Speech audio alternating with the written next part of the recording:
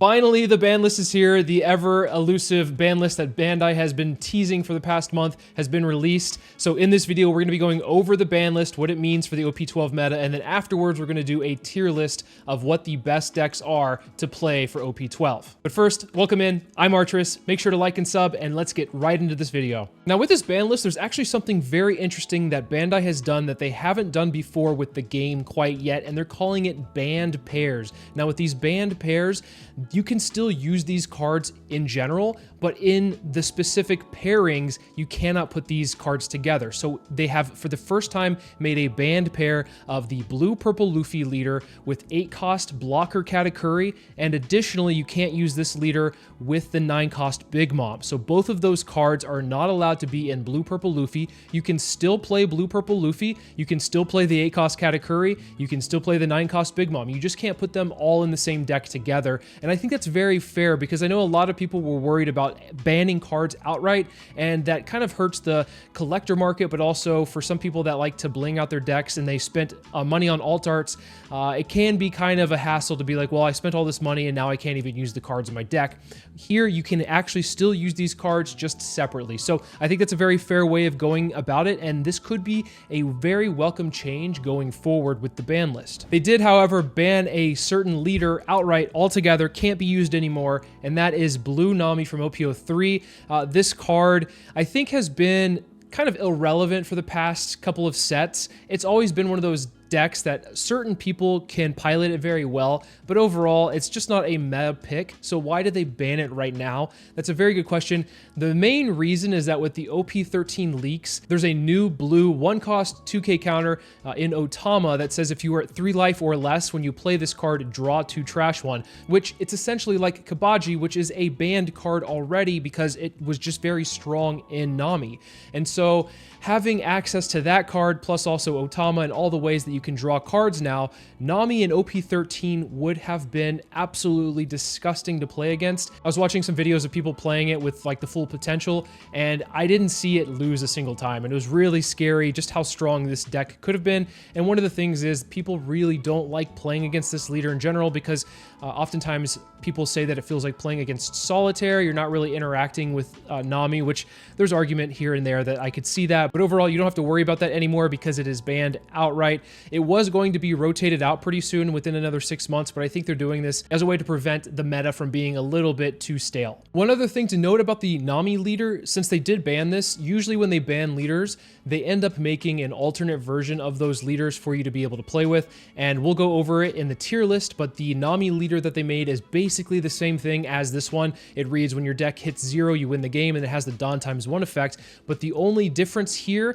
is that you can only put East blue cards in the deck, which definitely limits the amount of things you can do with this leader. So it's still worth noting that they did replace this with a different version, and also it's not going to be rotated out because it has 4 in the bottom right hand corner, so that leader will be here for quite some time. And in a weird little blindside, interestingly enough, they unbanned a couple of cards. As you can see, they unbanned Sakazuki from OP05.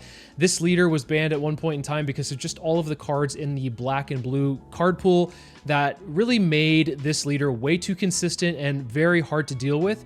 And I think with all of the bans that they've had over time, banning Ice Age, Gecko Moria, Great Eruption, Sakazuki is a little bit more fair. I still think this is a very solid leader overall, even coming into the current meta, but it's not nearly as oppressive as it once was. It still will be a very good control deck, and I think it makes sense that they unbanned it to allow it to see a little bit more play overall. They also unbanned Kabaji, but this is not really a card that's going to be ran anywhere anytime soon, and it's going to be rotated out in another 6 months. So this one's kind of just like a courtesy ban, I suppose, but it would have been a nice little legacy ban if they had kept it on there because it was one of the first cards to be banned. I think this and Moby Dick were the first 2 cards to be banned in the game. So I digress. This card is also unbanned, so if you want to put it into one of your decks, feel free to go and do so. Now that we've covered the ban list, I think that it is finally time to go over our OP12 tier list. If you've noticed, haven't been making content recently because I've kind of been in this limbo of waiting to see what's going on, and we finally have our information, so I can make some educated guesses as to what decks I think are going to be the best to play in the OP12 meta. We're doing the tier list a little bit differently than normal. Usually I will base it off of the previous tier list from the previous meta that I have made and move things around, but I think that's a little bit hard for people to read,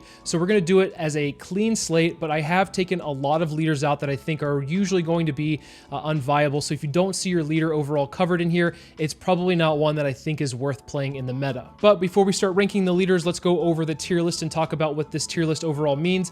In the S tier, we have meta-defining decks. I think these decks will easily be in the top 8 consistently in treasure cups and regionals. These decks will take a big portion of the percentage of pie charts, and also a lot of people will be trying to build to beat these decks. I think that the meta will be warped around them.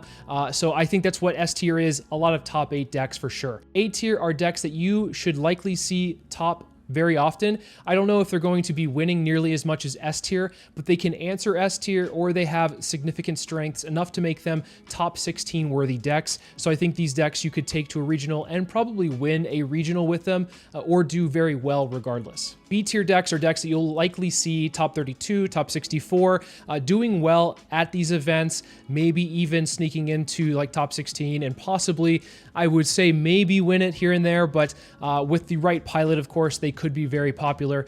B tier decks, though, might have some issues against some of the top tier decks, whether that's A or S tier, or maybe they have a few things or few pieces that they're missing from the deck to either make it super consistent or very viable or strong. So B tier decks are definitely worth still considering to take to tournaments, but they might not be your best pick to take. Rogue tier decks are decks that I think might be a little bit undiscovered, maybe not piloted to the max, or they might have a really good matchup into the S or A tier decks, maybe 1 or 2, that make them a very good meta pick. But other than that, I don't necessarily think that these decks will be winning events.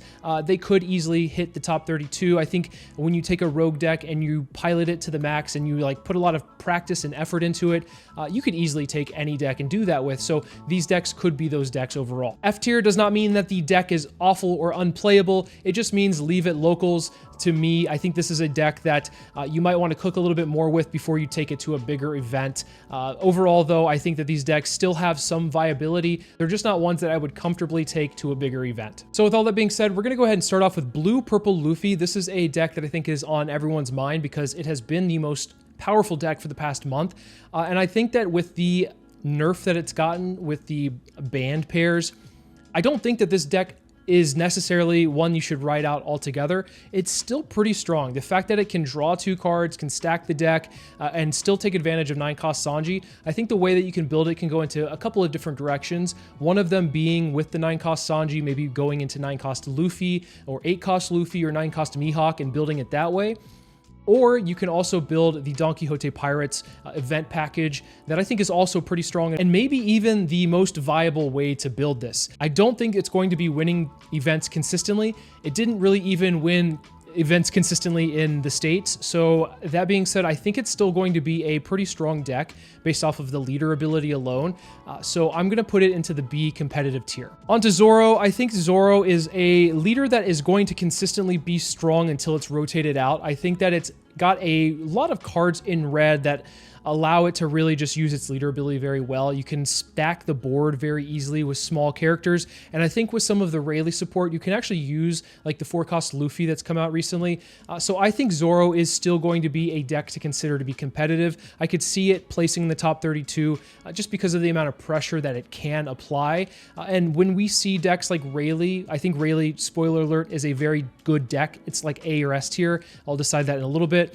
I think if you have a very similar composition when it comes to deck lists, obviously Rayleigh is more of an event-based deck, but with Zoro being able to spit out bodies, and a lot of those bodies can attack pretty much instantly because there are a fair amount of rush units within Red Zoro, I think this deck is pretty competitive. So I'm going to put it into the B tier. I'm not quite sure if it's above Blue Purple Luffy or not, at least within the tier lists. I'm going to do my best to try to keep it to a in sequential order of strength, but for the at least starting off, I'm not going to be able to do that quite yet because I don't know if Zoro is definitely better than Blue Purple, but it could be. It definitely is one of those decks that had, when Blue Purple Luffy was doing well, had an advantage against Blue Purple Luffy. So maybe as a result, it is better than Blue Purple Luffy in general right now. Red Green Law, I think, doesn't really have too much new to its name, but it's one of those decks that I always am considering. I always figured somebody's going to be working on it, maybe doing very well with it. Obviously, it was one of the strongest decks when OP01 was around like 2 or 3 years ago, so I always consider this deck as something to at least think about, especially when you have a lot of strong characters like 5-cost Cavendish, of course, and then the 5-cost Dream Luffy. I think that those are really good cards overall, but is this leader going to be very strong right now? I think it's going to be in the F tier, leave it locals. I don't think it's bad, don't get me wrong. I don't think it's like a really bad deck. I think that it's just one of those that might need a little bit more cooking, and as I go along through this list, I might even change it out of the F tier and move it into the Rogue tier, but for the time being, I just don't see it doing incredibly well against some of the other decks that we're going to get into. Belo Betty was a deck that was an answer to Blue Purple Luffy, and now that Blue Purple Luffy has been taken down a notch and other decks have risen up as a result, I don't necessarily think Belo Betty is going to be as strong as we once saw. And when we have decks like Green Zoro, which I think Green Zoro is going to be taking over the meta, I think that Belo Betty unfortunately falls very far down. I don't think she's a rogue deck quite yet. I think she's a deck that probably is just an answer to the meta. And as a result, because the meta has shifted so much with these bans and obviously the new leaders coming in, I think Belo Betty goes all the way down to leave it locals. I think she's a leader that you can pull out of your pocket when certain metas call for it, but I don't think that this meta is necessarily one for Belo Betty. Red Purple Luffy can still use 9-cost Big Mom. So that's actually something that's beneficial for this leader. And in fact, it might actually be similar in power level when it comes to Blue Purple Luffy. I think the advantage for Blue Purple Luffy over this one, though, is the fact that Blue Purple Luffy just draws a lot of cards, and Red Purple Luffy over time just ends up losing hand advantage because it's a 3-life leader. And overall, you're not able to draw too well with this one. I do think it's worth at least considering in this meta. So I'm going to move it into the C tier at Rogue. I think that there is some potential because of the fact that it still has Gum Gum Giant in its arsenal. It can use the 9-cost Big Mom. It can use the 8-cost Katakuri.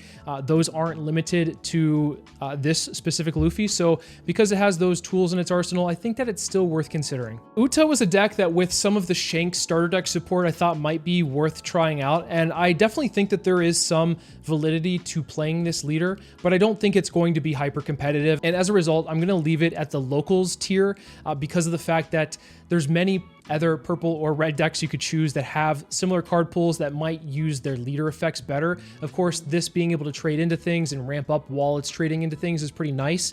But unfortunately, it suffers the same thing that I just talked about with Red Purple Luffy. The advantages in hand are not going to be there because of the fact you have to pitch cards in order to use your leader ability. So that kind of sucks. You don't really have a great way of drawing cards unless you add specific bricks into the deck. So I think Red Purple Uta, unfortunately, as much as I'd like for this deck to be competitive, is an F tier deck for the competitive meta overall. On to Chopper, we have a leader that's red and green, and with all of the animal support that red and green has gotten, I think that Chopper has some, at least in my opinion, a slight competitive edge over some of the other decks that we've talked about so far.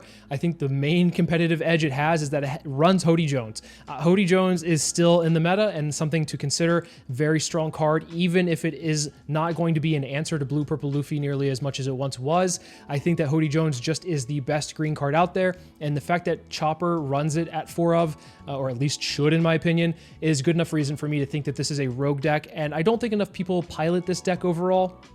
It might be because it's a 4-life leader and also doesn't really have a great way of drawing cards over the course of a game, but I don't think you're really wanting to extend the game very long anyway with this one. You're trying to swarm the board with a lot of value and then be able to overtake your opponent with a bunch of chip swings, which could do very well in a meta where you have a lot more aggression with things like Rayleigh, or even like a mid-range deck like Zoro can't handle all of the swings that are coming its way.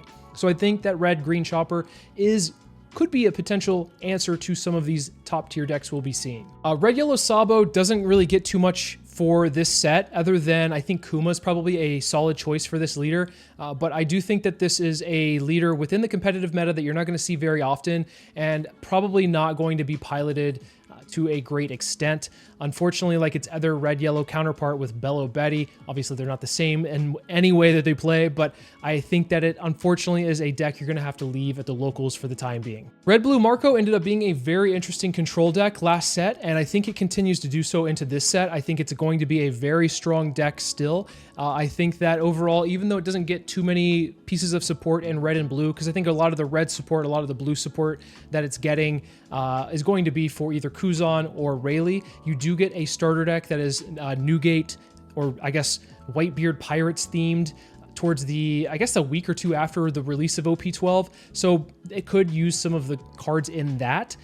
So I'm going to put this in the competitive tier. I think it's probably, as of right now, the most competitive deck we've talked about over these, I can't do math, 9 decks so far. So yeah, this is probably the most competitive one, but that's not saying a lot as of right now. Once we get through the rest of the tier list, you'll probably see it maybe towards the middle of the pack in B. Red Sanji is a deck that's always worth considering, because if there's ever a world where Blackbeard becomes very prominent, this deck is a great answer to it. Of course, we don't have a world where Blackbeard is super prominent right now, so I think it's a good deck to just leave at locals and maybe have in your back pocket once like the meta changes, or if the meta calls for this deck. As you can see, red in general didn't get a lot of great support. As I mentioned, the red support that we've gotten for this set is very much Rayleigh themed, or at least like event themed, and it's very specific to the way that Rayleigh wants to play. Like Boa Hancock and Luffy are great cards overall, but I think those are going to be better in a deck like Rayleigh than any other deck that we've talked about in red so far.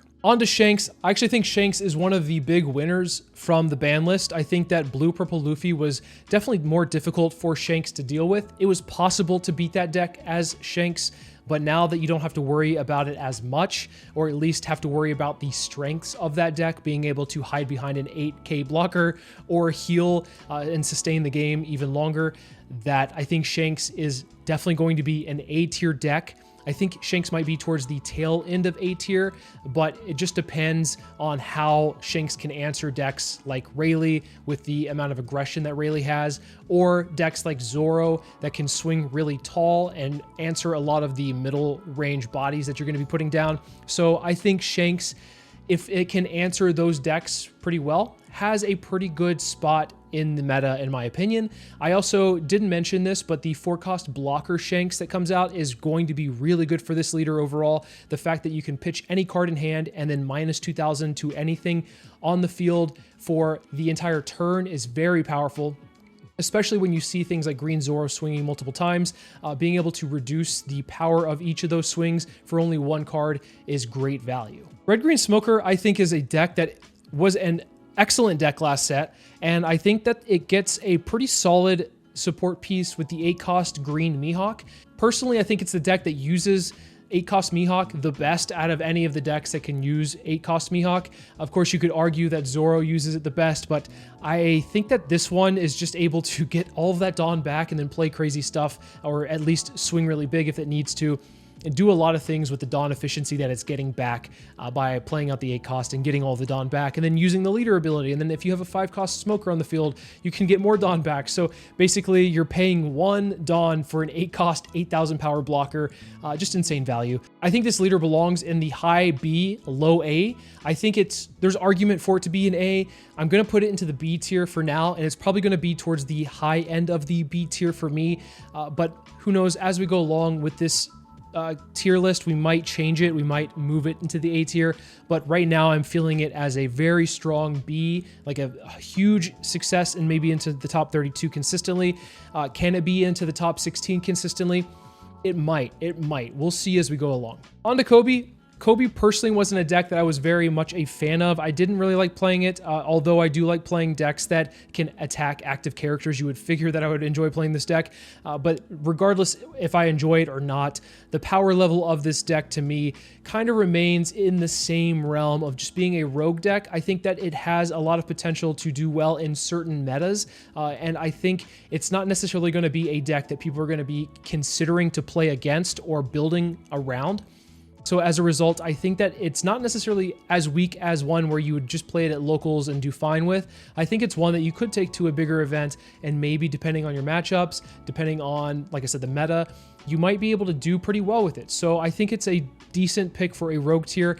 Within the rogue tier, I'm not sure exactly where these belong, so I'm just going to put them in here. I think with the A, B, and S tiers, I'm going to try my best to put them in the order that I think they're the power of, but with the C and the F tiers, kind of just a free-for-all unless I really get picky with it. And rounding out red here, we have Newgate. I think that this is a JCM tier. No, I think this leader is still really strong. I think it's like kind of a 6K leader that just beats down really fast every turn, playing very aggressively. Doesn't get punished by a lot unless like you have a lot of blue Kuzan in the meta. So once again, kind of a meta pick. I think that this is a leader that you should always consider to at least pop up a couple of times over the course of a meta. But I don't think people are brave enough to continuously pick it. It definitely takes some guts to be able to sit there at 0 life and have to counter out of a bunch of stuff here. But of course, it has a lot of good cards. And you could also run the 4-cost Shanks in this, the blocker Shanks in this one as well, and make things even easier. But you also have the 5-cost Izo. But can you imagine having 5-cost Izo and 4-cost Shanks and then just minusing 2,000 to everything like twice in a turn is just insane. So I think that Newgate has some potential, of course, so I'm going to leave him in the rogue tier. I think Arlong's pretty solid. I'm going to put Arlong in the rogue tier as well. He can hit hard, hit fast, spit out some bodies, but he has some problems closing out games. He does great against 4-life leaders, but we have a lot of 5-life leaders in the meta, so if we see those start to dwindle down, I could see Arlong being a lot better. Red-green Oden, I think, also hits hard and fast, but not nearly as hard and fast as Arlong. But I don't think we'll see a lot of red-green Oden in a meta, even though it does have access to Hody Jones, and it does have some good cards for it, specifically like the 5-cost Izo and the 6-cost Yamato. I don't necessarily see this leader going to tournaments and doing well. I think it's definitely a pick that you want to take to a local event. When you have an off-meta night, this is like the best, or one of the best decks you can take. But if you're taking it to a Treasure Cup or a regional, good luck. Blue, green, Zoro, and Sanji. I feel like I say this every time I make a tier list. I think this deck always has a lot of potential to do very, very well. It's sneaky in the amount of attacks that it gets in, and it just gets these small pieces of support over time that are meant for other decks, but you can really just take advantage of them. I don't know if there's anything in green or blue that I'm thinking of at the top of my head that really does well in this deck. I'm sure there's something that I'm not thinking about right now, but I still know that this deck just can pop off. And I think that as a result, it's one of those decks that I'm always going to be thinking about and always considering, could I play this? Should I play this? Probably not, but could I play this? Yes. And so blue, green, Zoro, and Sanji, I'm going to put into the rogue tier because it's one of those that could be very sneaky and could be a good meta pick. Carrot's a very interesting one. We saw a Carrot do well towards the end of OP 11, and I think Carrot is in the same vein as like a Bonney, where it's kind of like almost a control green deck, but it's more on the mid-range sides of things, and it really takes advantage of the Law and Beppo that came out in the Bonney starter deck, ironically enough. I do think that this leader is pretty strong, and I'm going to put it maybe towards the bottom of competitive, towards maybe the top end of C. It's like on this like border of CB. The fact that it did well in a previous tournament, I think it got like top 32, maybe even done better than that. I'm not entirely sure off the top of my head, but this deck just takes a lot of the same tools that Bonney uses, and Bonney's just a really good deck overall.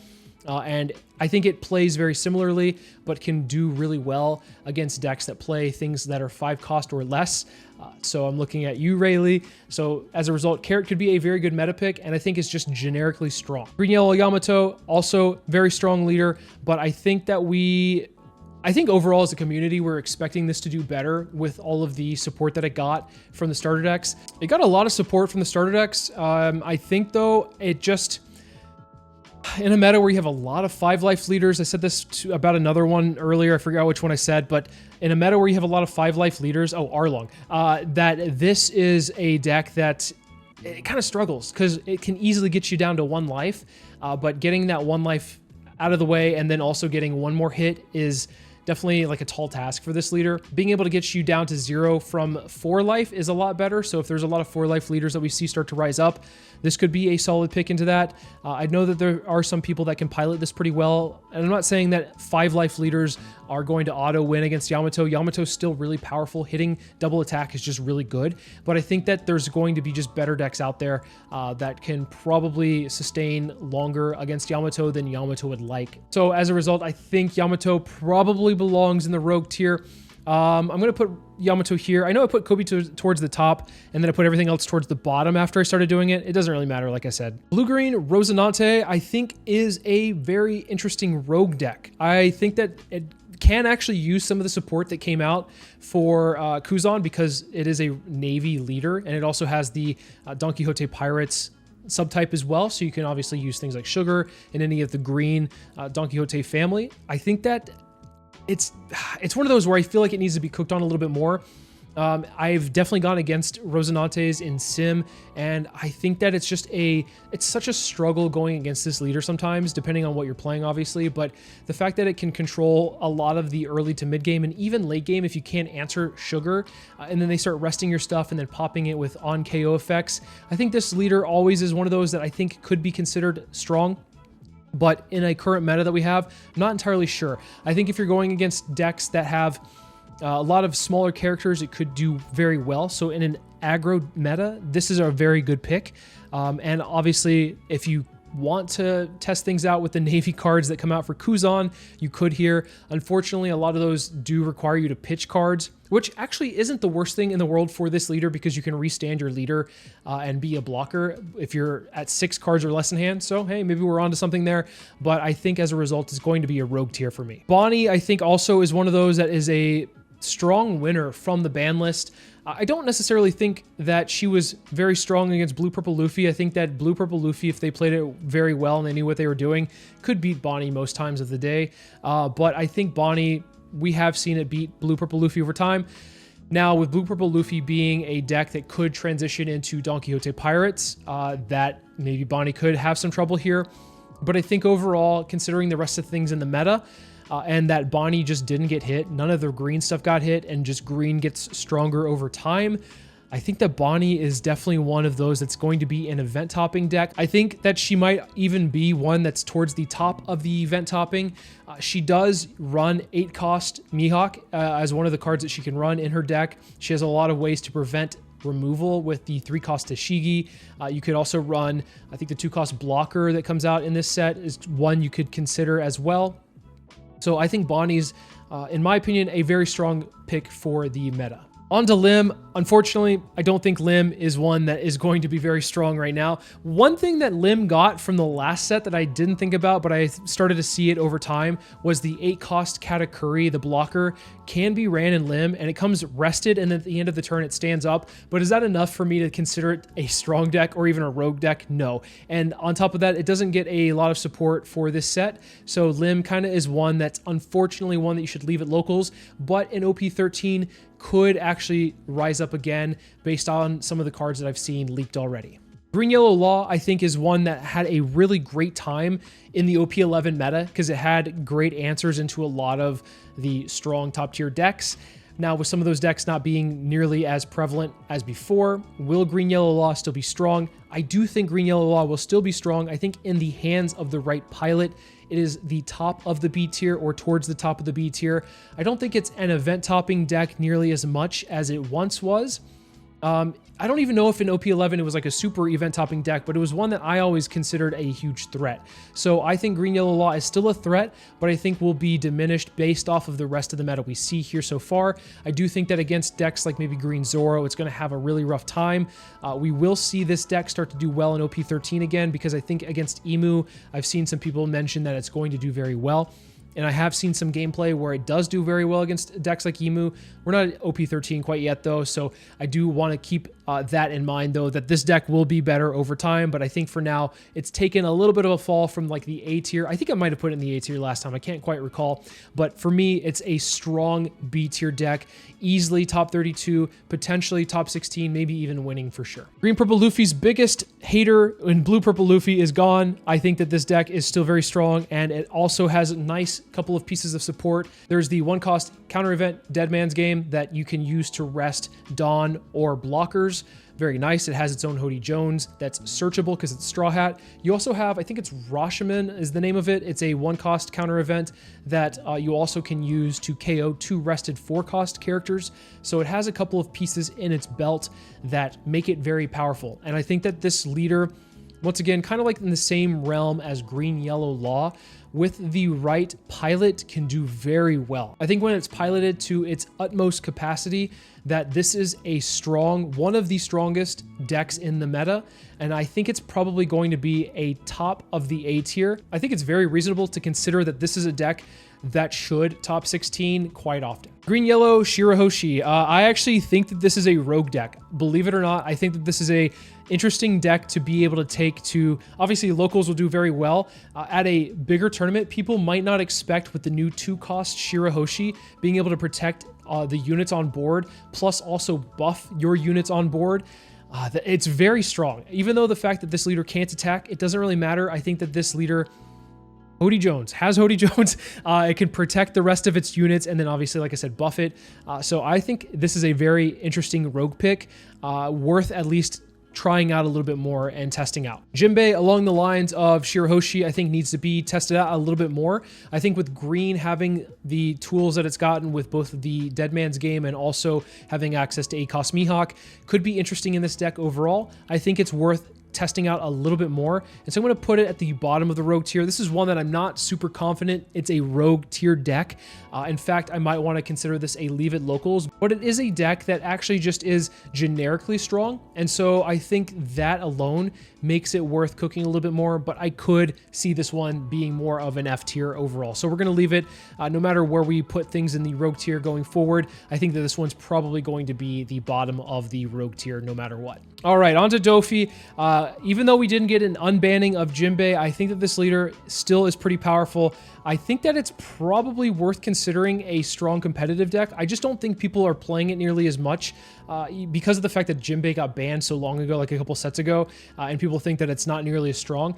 But you can still play this and build the deck in different ways that you don't have to necessarily rely on the 7 Warlords spam. You have a lot of decent control elements to the deck. You have 9-cost Mihawk. You can run 10-cost Kaidos and things like that of that nature. But I think that this deck has some flexibility in the way that it's built. And I think the fact that it can spam the board, but also control the board if it needs to, makes it an interesting competitive deck to me. I think you could consider this a deck that might get into the top 32 in a tournament over the next couple of months. Well, Nami, of course, got banned, so she is at the F tier, bottom of the F tier for her. So unfortunate for all of those Nami stands out there. I know that there was a few of you guys that really just grinded this deck, and I feel bad for those people, but her time was coming anyway, so I guess rip the band-aid off the wound a little bit early. Blue Yellow Queen is going to be one that I think is a rogue tier deck, and the reason I think it's a rogue tier deck is because the 6-cost Kuma is a card that I think is incredibly powerful for this deck. The fact that 6-cost Kuma pitches a card, which Queen wants, then buffs itself to 8-cost, which Queen wants, and also heals, something that Queen would like to do, depending on the situation, of course. I think this leader has some potential. I don't think it's a leader that's going to be incredibly powerful, but I do consider this one a strong control leader that we could see maybe sneak into a top 32, a top 64 here and there. I think this one could be a cope pick, but I'd be interested to see it do pretty well. So as a result, I'm going to move Queen into the rogue tier.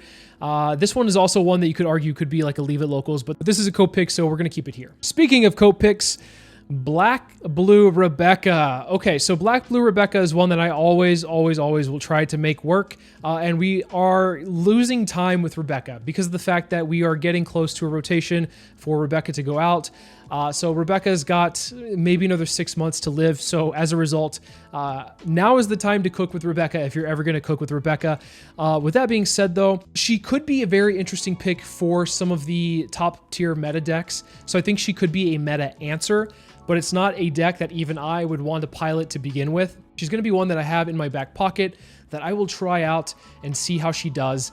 But I would expect this to probably fall into the leave it locals, but I like the last cope pick and putting her into the rogue tier because of the fact that she does have access to blue and black, which not a lot of leaders do, obviously. Sakazuki, which I mentioned at the beginning of the video, is now back into session, and so as a result, Sakazuki is probably going to be the best black-blue leader, but Rebecca also has access to black and blue, and as anyone knows, cost reduction with things that can bottom deck are the combination of those two things is extremely powerful. All right, Sakazuki has returned, coming back from the Shadow Realm.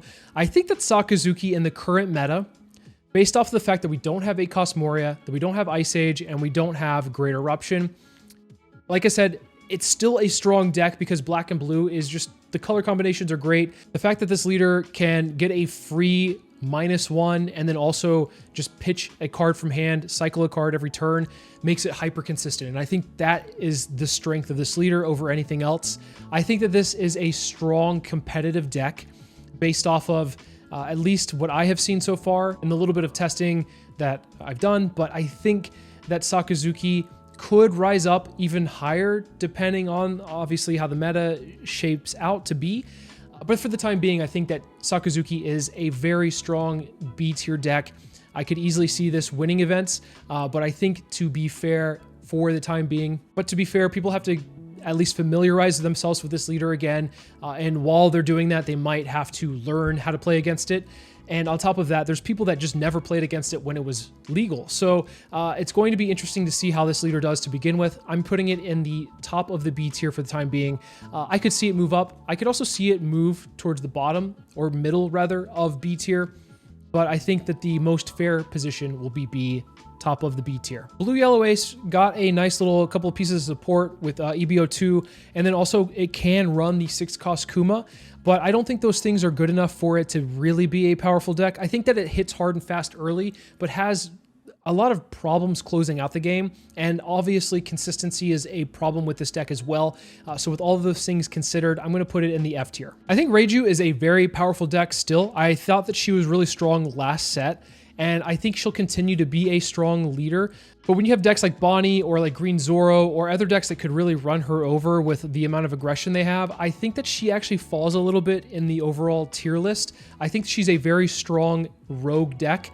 I think that she'll probably, in my opinion, be the top of the rogue tier right now. I could see that the fact that she's gotten support over time and continued support at that, I think that she's still worth playing, no doubt. And I know what's weird is that there's technically a card she could run with the 4-cost Vinsmoke Reiju, but it's more so built for the Sanji leader because of the fact that it gets a buff based off of the amount of events in your trash, and Reiju just doesn't really run that many events. Something worth considering, but I think that she belongs in the rogue tier for now. Usopp is, this one hurts me a little bit. I always consider Usopp in the same way that I consider Rebecca. I think that these black, blue, Dressrosa leaders have something worth playing. But unfortunately, Usopp is one that I feel like just kind of was good for one set. And at the set that he was in, had to deal with Shanks a lot. And so with Shanks probably being very powerful again, with decks like maybe a Nell even being powerful again, I think that Usopp might have some difficulty with those specific decks. If you see a lot of Bonney in your meta, I think that that's going to be a good thing for Usopp because Usopp's really good into Bonney. As far as like things like Rayleigh, you could probably do well into Rayleigh based off of if you find Colosseum. Green Zoro could be slightly difficult because of the fact that you want to be able to block and get your leader ability off with blocks, but then that means Zoro restands. So as a result, I think Usopp's kind of in a really rough spot. Based off of the meta, it could be good, it might be bad. I think just to be safe, I'm going to put Usopp at the F tier, leave it locals. He is one that as soon as I see the meta shift into more of a Bonney-centric meta, I'm breaking out the Usopp. But as long as the threat of Shanks or anything else for that matter, then I think Usopp is going to unfortunately have to stay at locals. Buggy was doing really great in OP 11.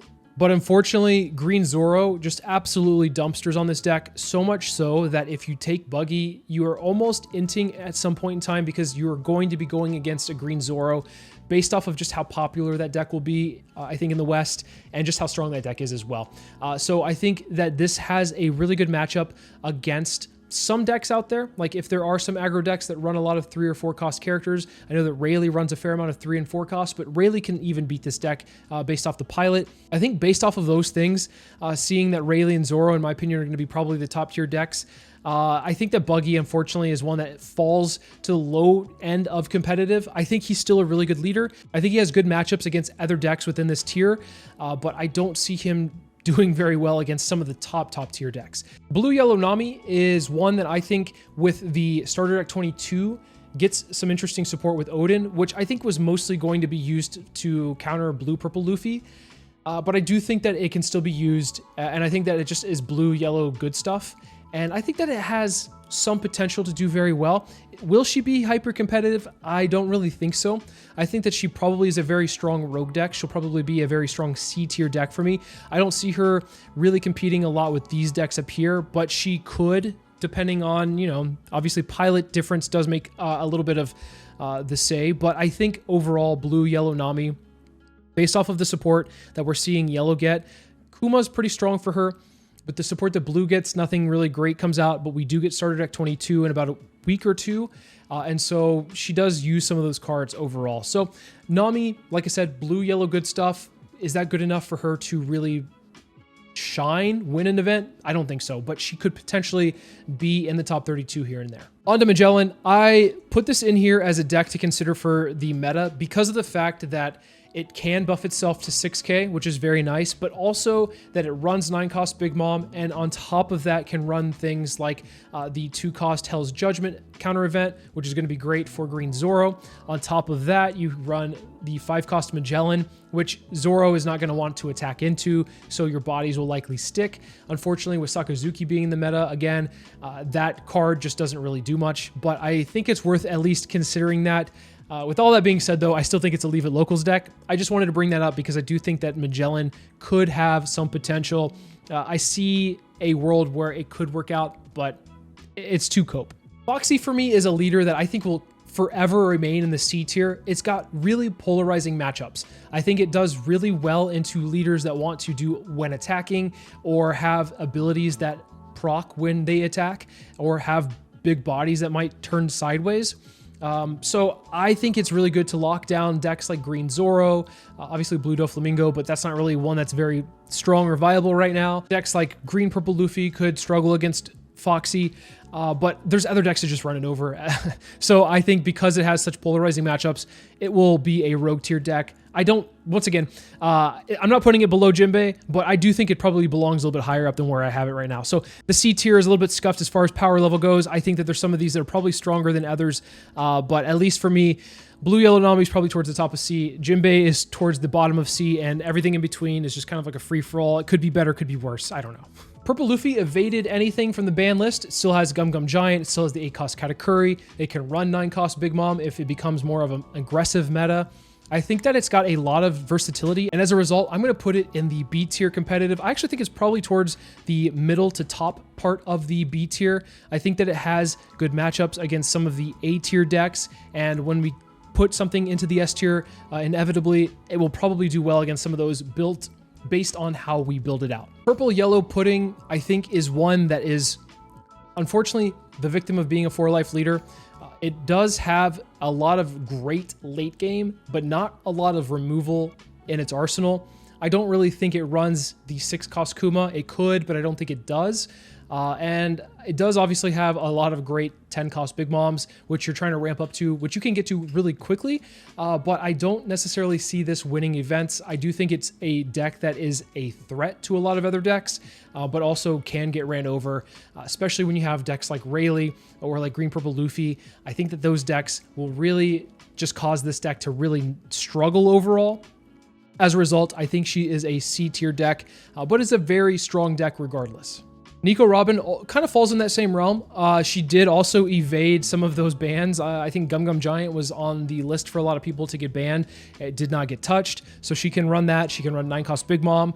She has the best of purple, the best of yellow. She probably runs Kuma, I would imagine. Most yellow decks could. Will she have room for it? Maybe. It's a pretty strong card overall. So that being said, she is probably still going to be in the same position she was for the last set or two, where she is sometimes a threat depending on certain decks that come up. She could be a good response to those, especially if you see a Nell start to be more powerful. Nico Robin is a good answer into that. So I think that Nico Robin also falls within the rogue tier, probably towards the top end of it at least. Purple Black Luffy was a deck that I really enjoyed playing last set, and I think gets a nice little piece of support with the 6-cost Robin being able to really eat at your opponent's hand.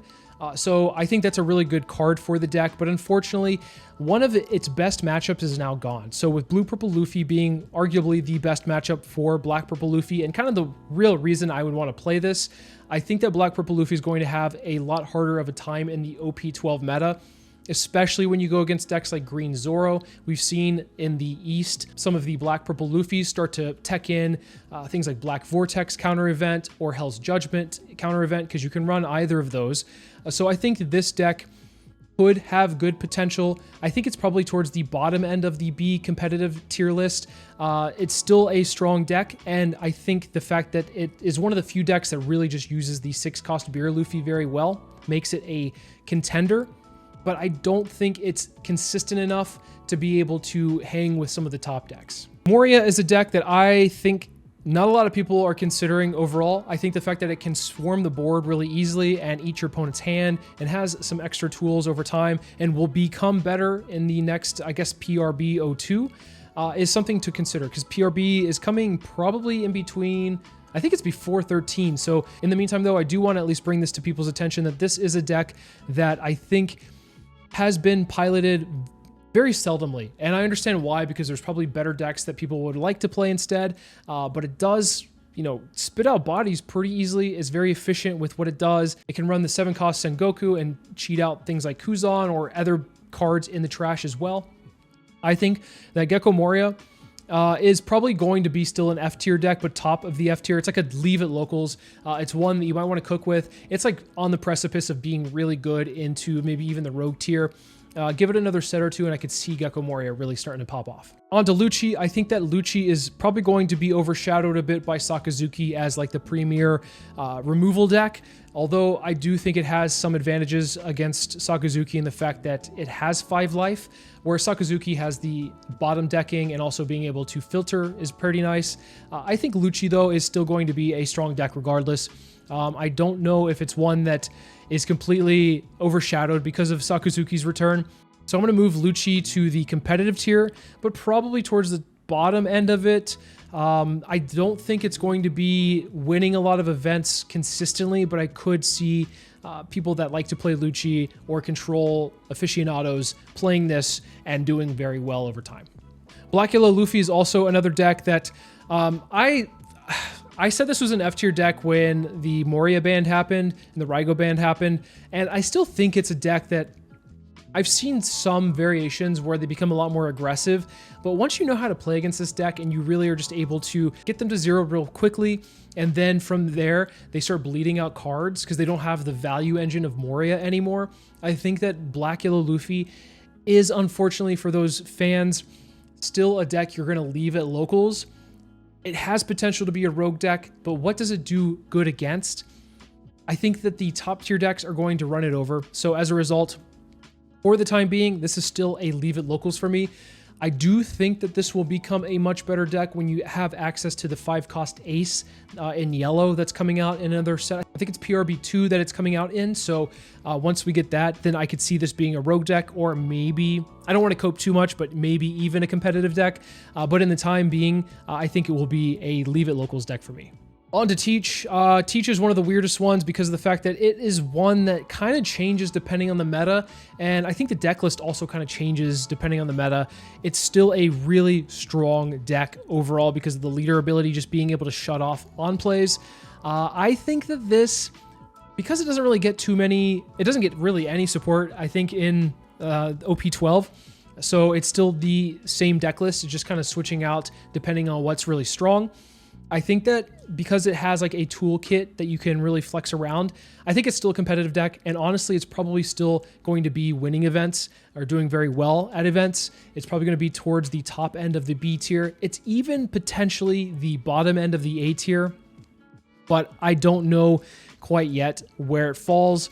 I could see it if like Shanks is really strong and maybe Bonney doing well. I could see it popping up and being in the A tier.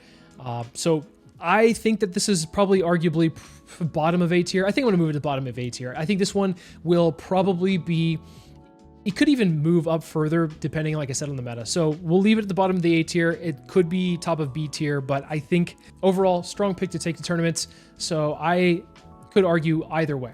Yellow Katakuri, I think, will be a rogue tier deck. It gets the 6 cost Kuma. It's just strong, being able to hit 7, seeing life, stacking things, having access to 10 cost Big Mom. Not much has changed out of this, though. It is a very linear deck in how it plays, but it is strong in what it does, but it's not going to be able to really contend with a lot of the top tier decks we have. But depending, once again, on the meta, it could be a rogue tier. I think it's probably going to be towards the bottom end, though. It's one that, like, people, when they do play it and they do well with it, they could pop off. If they see the casino, they could do really well, of course. But I don't really consider this one to win many events. On to Enel. I think Enel is actually back into the A tier. One of the worst matchups for Enel was Blue-Purple Luffy, and it will still be a somewhat tough matchup because it can spam out 9 cost pretty quickly. But that is okay because we're not going to be seeing, I don't think we're going to be seeing a lot of Blue-Purple Luffys over time. I think we're going to see more Rayleigh. We're going to see a lot more of the green Zoros.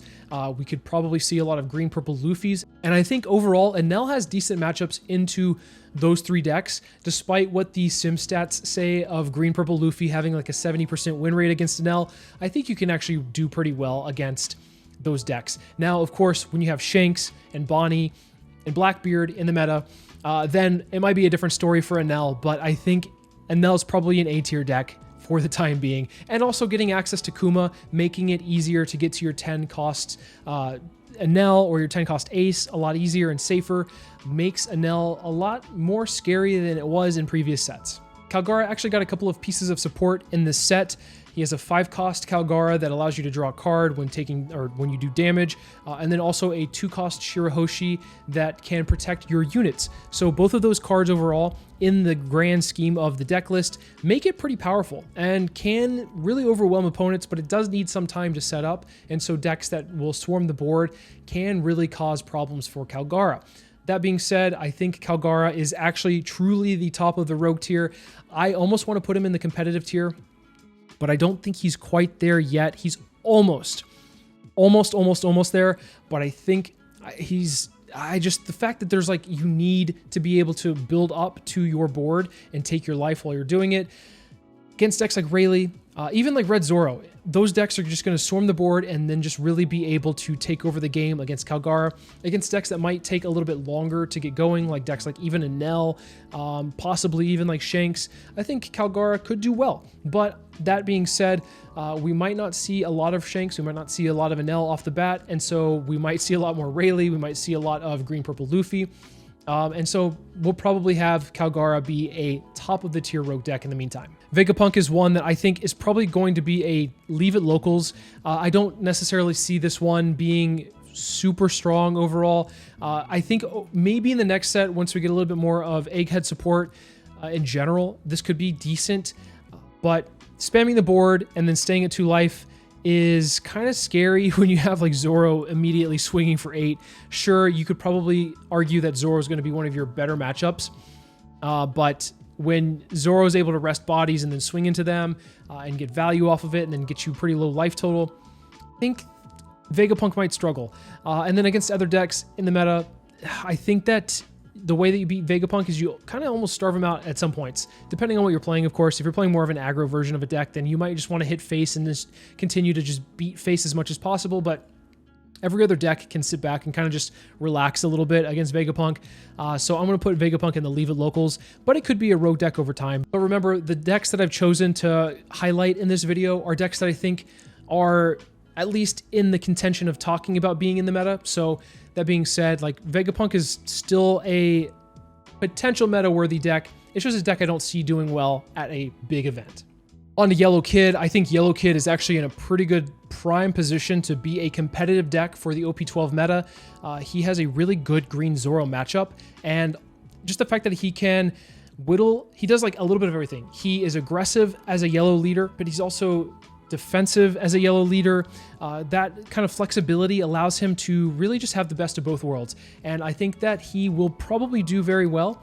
Of course, decks have answers to them, Blackbeard being an answer to Kid, but I think that overall, Yellow Kid, just the fact that crits life pretty easily is going to be quite the nuisance, and a deck like Green Zoro that wants to attack into units And you have things like Basil Hawkins that you don't want to attack into, or Kikunojo that you don't want to attack into, or 6-cost Kuma that you don't want to attack into, makes it harder to close out the game against Kid as Green Zoro.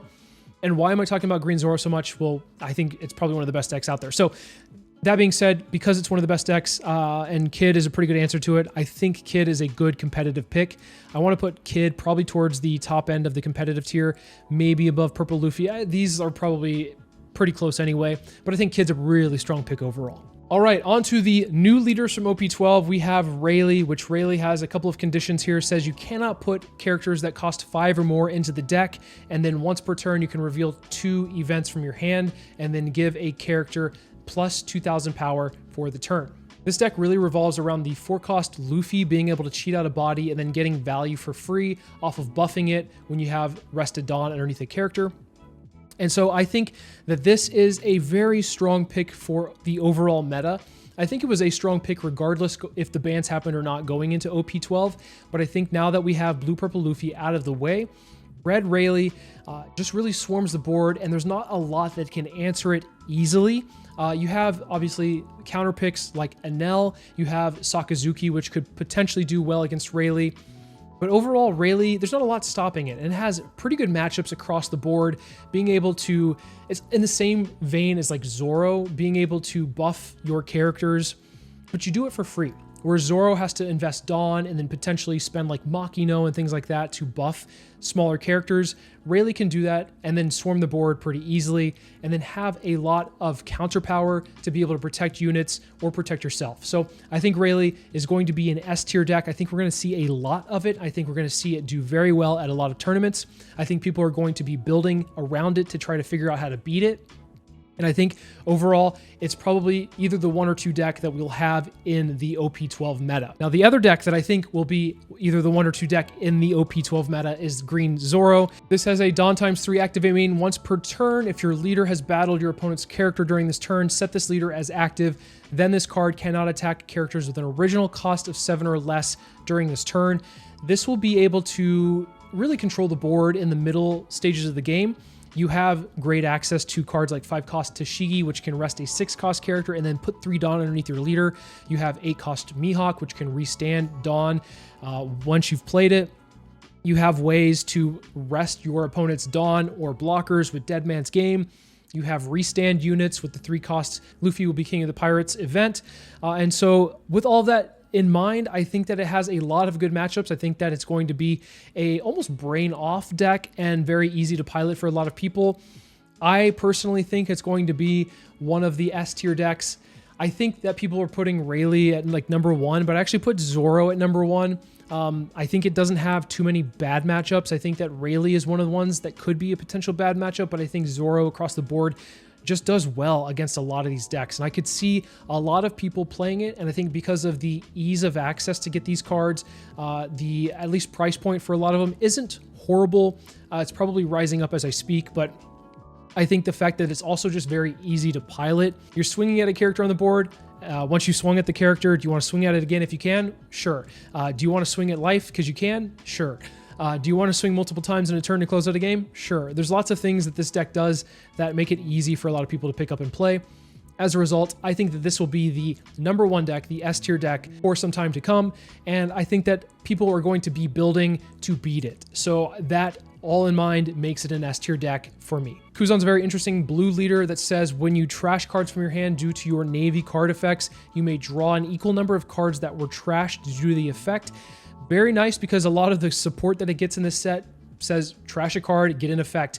And normally that seems like a bad trade-off, but because you're trashing a card, you're actually filtering. The fact that filters means that it's going to be hyper consistent, and decks that are really consistent in the amount of cards that they see and also their hand size usually do very well. As a result, I think Blue Kuzan is one that is contention for a top tier B deck. I think it's a competitive deck. I don't necessarily think it's going to be an event topping deck as much. I don't think it's going to be consistently in the top 16. I could see it consistently being in the top 32 and potentially winning events, easily being in the top 16, easily being in the 8 as well. But I think this deck is more than likely going to be a deck you'll see in the top 32 very often. On to Blue Purple Sanji, a card that apparently I put in twice into my tier list. I guess it's that good. It's an activate main once per turn, Dawn -1, activate up to 1 Straw Hat Crew type event card from your hand with an original cost of 3 or less. And then when attacking, if the number of Dawn cards on your field is equal to or less than the number of on your opponent's field, add up to 1 Dawn card from your Dawn deck and rest it. I think this leader is going to be a very interesting leader overall. There's not a lot of character cards in the deck the way that it's traditionally built.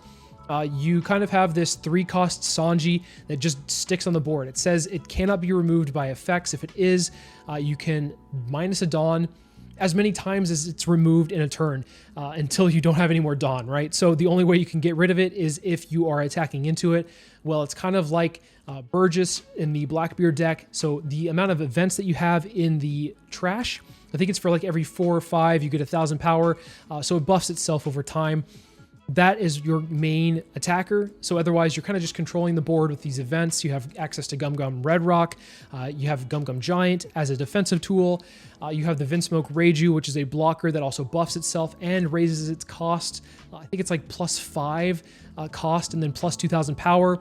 If you have, I think, like 5 or more events in trash. I could be wrong on the amount. It's probably something different than what I just said. But that being said, I think Sanji's a very interesting rogue deck. I think it is one that is probably not going to be winning too many events, but could sneak into the top 32 here and there because maybe it got a good bracket, a good pilot, maybe, I don't know, some people don't know how to pilot against it, play against it, whatever it is.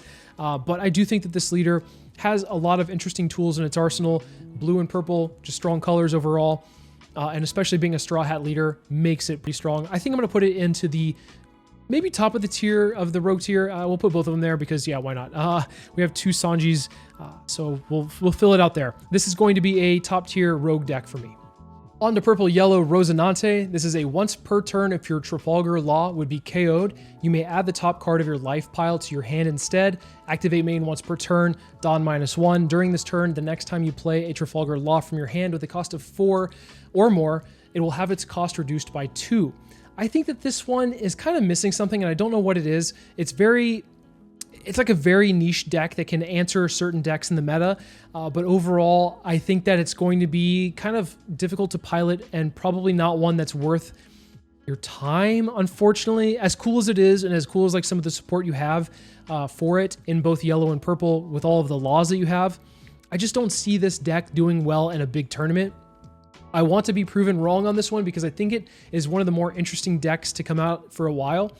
Being a tribal deck, you don't see that very often. And so I think the fact that it is like a law tribal deck is really cool. I'll probably test around with it and see what I can do with it. But overall, I don't expect much from this deck. So I think it's going to be an F tier, leave it locals.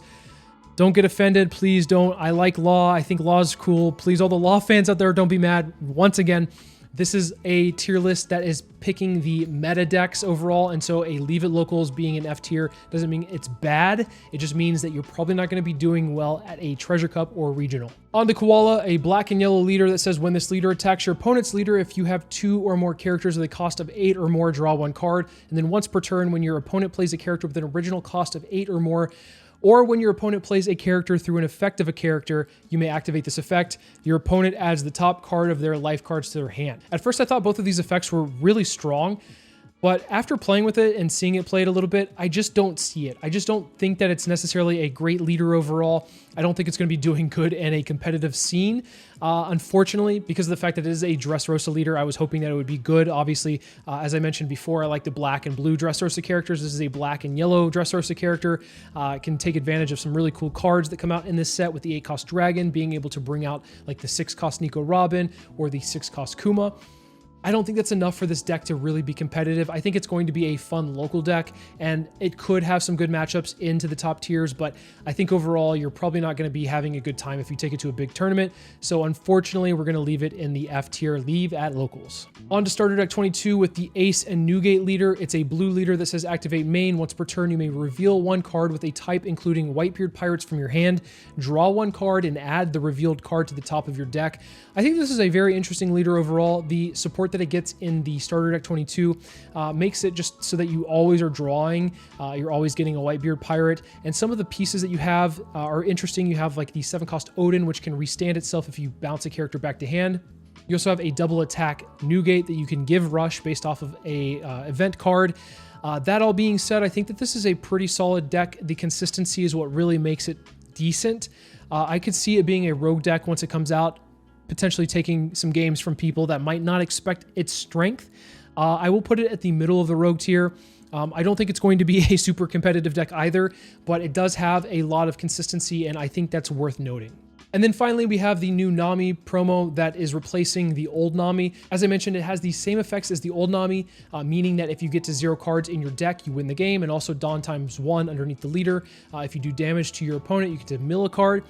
The other thing here, though, is that, as I mentioned earlier, the big clause that makes this a lot different is that you can only run East Blue cards in the deck, and there's not that many... Let's say this. There's not that many great East Blue cards to put in the deck. You're kind of like limited on what you can run. You have like the 4-cost Usopp, which you'll probably have to add in as a staple now. You're taking a lot of counter events out of the deck, which I think was the strength of the deck, being able to defend itself so easily. You can't run things like Love Beam anymore. You don't have access to a lot of those counter events. As a result, unfortunately, it's going to be an F tier deck right at the bottom of F tier, along with the other Nami for Leave It locals. Maybe you want to cook with it, make it work, but I just don't see it doing well. Well, there you have it. These are your competitive decks in the order of which I think the strength lies for them for the OP12 meta. Let me know in the comments below what you guys think. Of course, as always, please make sure to keep the comments respectful. This is my opinion, of course, but I would love to hear your opinions as well. With the ban list now out, that means I am free to start making content again, so I am super excited to get started on that. Make sure to sub to the channel if you haven't already. Thank you guys all for the support. As always, thank you for watching, and I'll see you in the next video.